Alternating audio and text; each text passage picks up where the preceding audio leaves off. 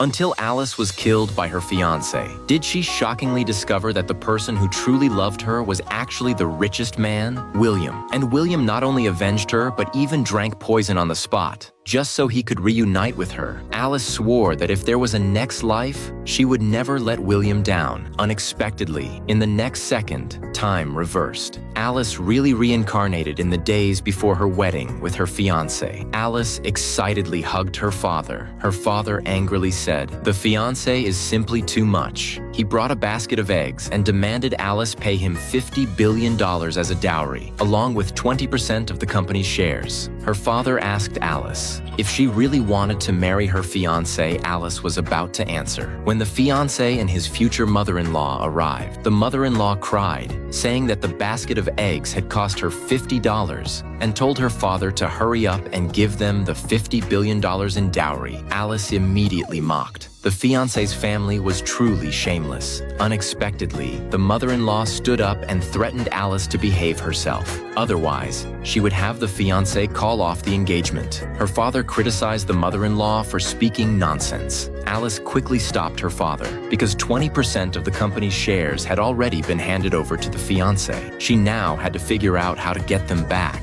The fiancé demanded that Alice apologize quickly. The wedding was in 7 days. If Alice didn't come up with the $50 billion dowry, he would never attend the wedding. Alice told her fiancé not to worry. She just thought $50 billion was too little and was planning to raise $1 million for the dowry. The mother-in-law was thrilled upon hearing this. The fiancé even thought that Alice must have loved him deeply, so he told Alice to prepare the dowry well at home. Then he and the mother-in-law turned and left. Seeing this, her father was especially worried that Alice would suffer if she married the fiancé, but Alice insisted she would not marry the fiancé. She was going to marry the richest man, William. Her father was shocked upon hearing this. He said that William was about to become a monk and was famously not interested in women. On the other side, William was at a temple. Ignoring his grandmother's persuasion, he was preparing to shave his head and become a monk. Just as the old monk was about to begin, Alice angrily ran over and slapped William across the face. She questioned him, asking why he didn't pursue the person he liked. William saw that it was Alice, but still pretended to be aloof and claimed he didn't know Alice at all. Alice immediately kissed William on the cheek. This frightened the old monk standing nearby. The grandmother saw this scene